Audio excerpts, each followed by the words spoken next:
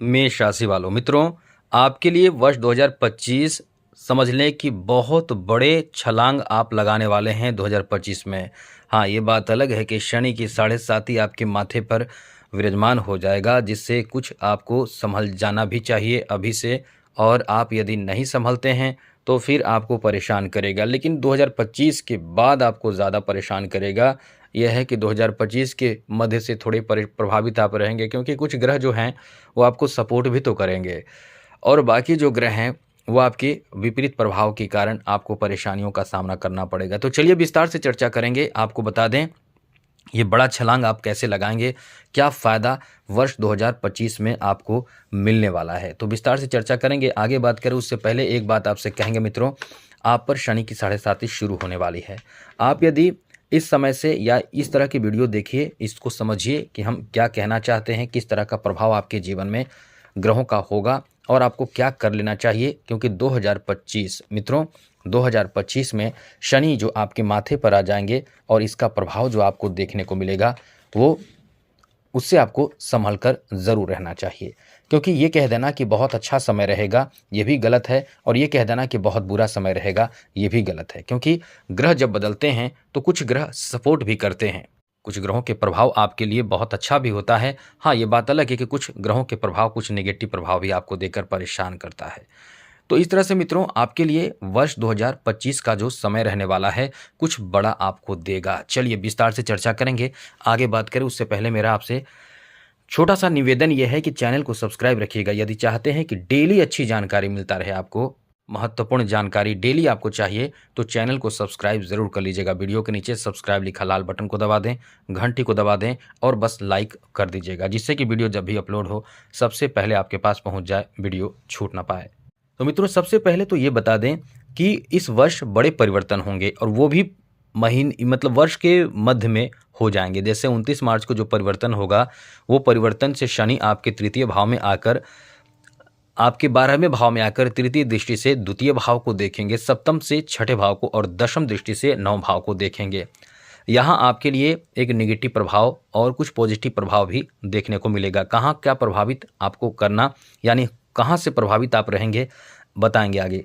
राहु 18 मई को, उससे पहले 14 मई को देवगुरु बृहस्पति जो आपकी किस्मत के स्वामी ग्रह हैं आ जाएंगे आपके तृतीय भाव में, और तृतीय भाव में आकर पंचम दृष्टि से सप्तम भाव को, सप्तम दृष्टि से नवम भाव को और नवम दृष्टि से एकादश भाव को देखेंगे, जो आपको बहुत अच्छा, यानी समझ लें कि यही तो आपको बहुत ज़बरदस्त रक्षा करेंगे जो किस्मत के स्वामी हैं।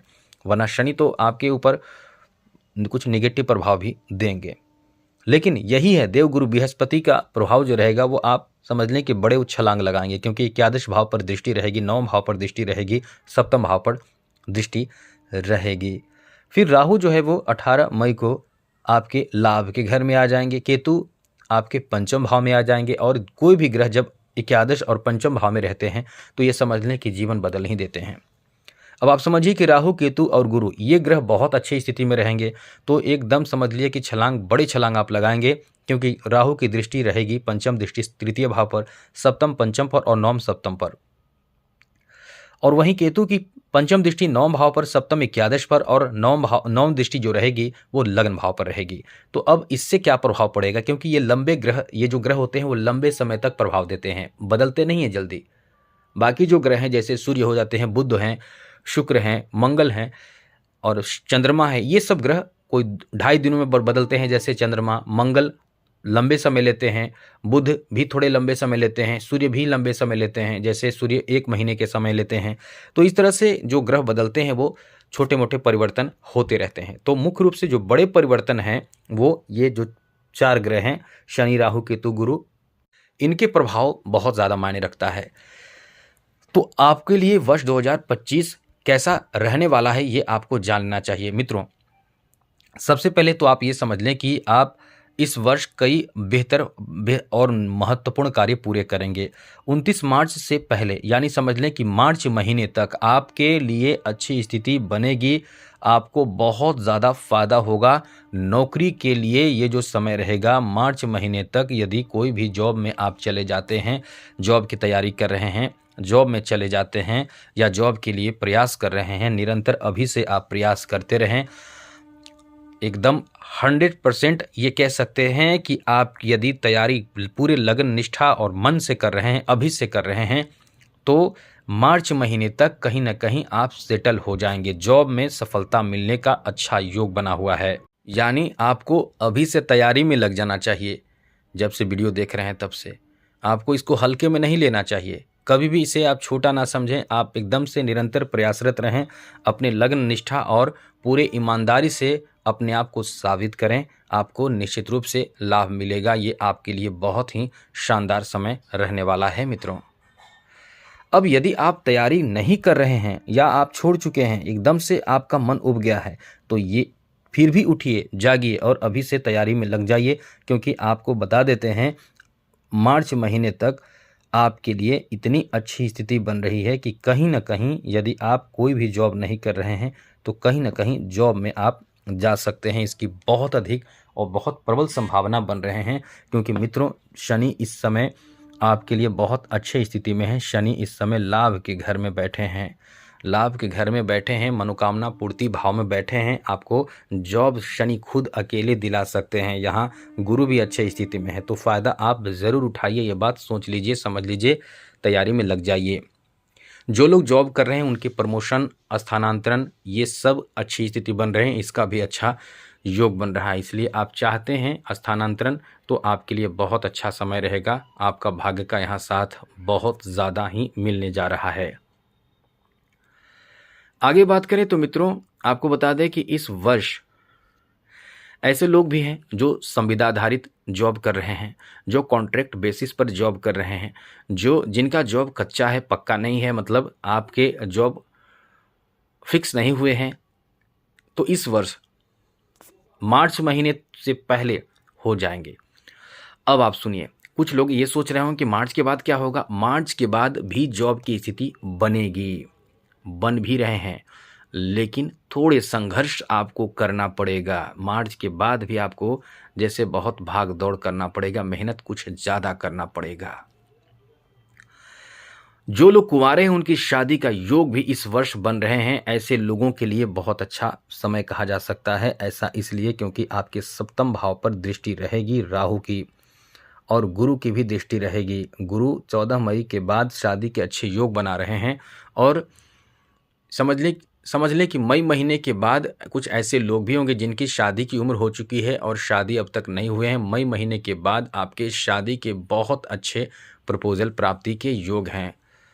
साथ ही साथ ऐसे भी लोग हैं जो अपने दाम्पत्य जीवन में बहुत ही ज़्यादा टेंशन, तनाव, परेशान चल रहे हैं, जिनका रिश्ता टूटने के कगार पर पहुंच चुका है। उनके रिश्तों में मजबूती, मधुरता, मिठास, रिश्तों में मतलब आपके रिश्ते अच्छे हो जाएंगे। इसकी बहुत अधिक इस समय संभावना बन रहे हैं। जो उम्मीद आप कर रहे हैं वो उम्मीद आपके पूरे होने की पूरी संभावना इस समय बन रहे हैं। तो बिल्कुल भी आपको चिंता नहीं करना चाहिए। ये समय आपका बदलने के लिए एकदम से तैयार है। आपका भाग्य का भी पूर्ण रूप से साथ मिलने जा रहा है।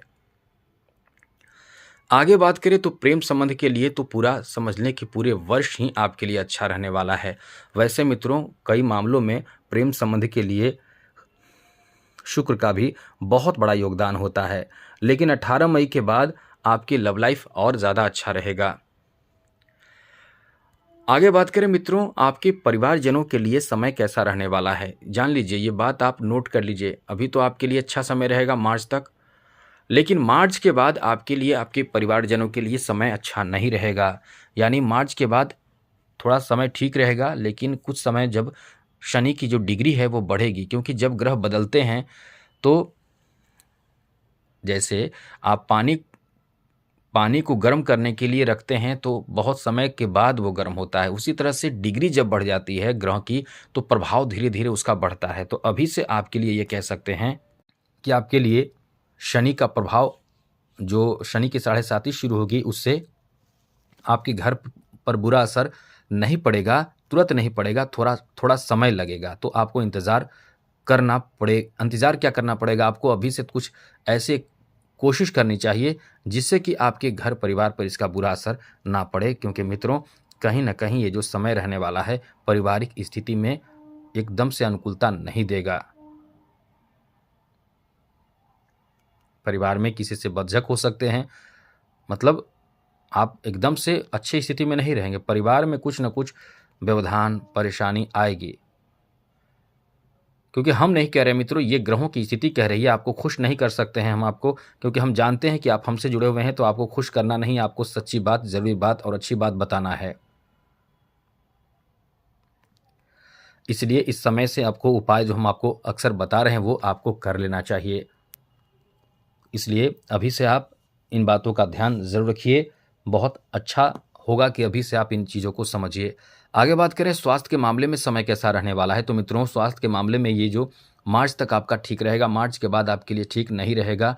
आपके छठे भाव पर सप्तम दृष्टि से शनि की दृष्टि रहेगी, जिससे स्वास्थ्य में गिरावट आना शुरू होगा, कई तरह के परेशानी से आपका शुरू होगा। तो मार्च के बाद धीरे धीरे होगा, तो अभी से आपको ये ध्यान रखना चाहिए कि आप शनि को ठीक रखें, वरना आप परेशान ज़रूर होंगे। ये बात आप नोट कर लें, आपको अपने आप को सुरक्षित रखना ही पड़ेगा। आगे बात करें तो मित्रों आपको बता दें, इस समय जो स्थिति आपके बन रहे हैं, यानी आपको ये समझ लेना चाहिए कि आप इस वर्ष में यानी वर्ष 2025 में किसी से भी झगड़े ना करें, क्योंकि आपके लिए अच्छी स्थिति नहीं रहेगी। जब शनि आपके द्वादश भाव में आकर तृतीय दृष्टि से द्वितीय भाव को देखेंगे तो आपके वाणी खराब हो जाएगा। आप नोट कर लीजिए, आपके वाणी खराब हो जाएगा, किसी को भी बुरा लगेगा, आपकी बात से कोई भी एग्री नहीं होगा, बुरे लगेंगे, हर किसी को आपकी बात बुरी लगेगी और आप थोड़े कड़े बोलेंगे भी, मतलब ऐसा बोलेंगे कि किसी को भी बुरा लग जाएगा, ऐसी स्थिति आपकी बनेगी। इसलिए आपको यह ध्यान रखना चाहिए कि किसी से भी बहस ना हो, किसी से भी विवाद ना हो और वाणी खराब ना हो, क्योंकि वाणी ही आपके खराब हो जाएंगे। किसी पर क्रोध करेंगे, कोई भी आपको अच्छा नहीं लगेगा, क्योंकि काम बिगड़ेगा, परेशानी बढ़ेगी, चिंता बढ़ेगी, तो आप निश्चित रूप से क्रोधित होंगे। इसलिए ये ध्यान आपको रखना चाहिए कि इस समय किसी पर नाराज ना हो, वाणी खराब ना हो। आगे समझ लीजिए मित्रों, आपके यानी विद्यार्थियों के लिए समय कैसा रहने वाला है। तो विद्यार्थियों के लिए वैसे तो समय ठीक ठाक रहेगा, विद्यार्थी के लिए कोई बहुत ज़्यादा नुकसान नहीं होगा। जो लगन मेहनत कर रहे हैं, लगन से मेहनत कर रहे हैं, उनके लिए ये वर्ष अच्छा रहेगा, बड़े अच्छे रिजल्ट आपको मिल सकता है, इसकी पूरी संभावना है। बिल्कुल भी परेशान होने की ज़रूरत नहीं है, केवल ये ध्यान रखिएगा कि मेहनत ही आपको करना होगा, बिना मेहनत के सफलता नहीं प्राप्त होगा। और ख़ास करके तो 18 मई से पंचम भाव में सप्तम दृष्टि से राहु देखेगा, तो मन कभी कभी विचलित होगा, कभी कभी आप एकदम से परेशान होंगे, कंसंट्रेशन की कमी और घबराहट, परेशानी और डर ऐसे आपको सताएंगे। इसलिए इस समय आपको यह ध्यान रखना चाहिए कि किसी पर भी भरोसा करके इधर उधर कोई भी शॉर्टकट काम ना अपनाएं। विद्यार्थी जीवन बहुत ही सादगीपूर्ण होनी चाहिए, विद्यार्थियों को समय का सदुपयोग करते रहना चाहिए, किसी के बातों में आकर समय की बर्बादी करने से बचना होगा। सोशल मीडिया से एकदम से दूर रहें। समय यदि आप चाहते हैं कि कुछ बनकर कुछ आगे बढ़ें, जीवन में कुछ करें, तो सोशल मीडिया से में ज़्यादा समय व्यतीत ना करें, ज़रूरत के हिसाब से आप सदुपयोग करें तो आपके लिए ठीक रहेगा।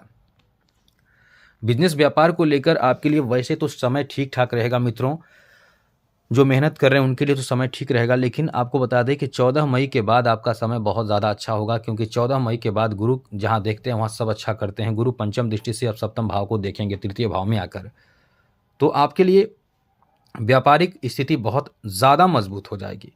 जिसे कहते हैं कि बहुत मजबूत स्थिति है, वो मजबूत आपका हो जाएगा।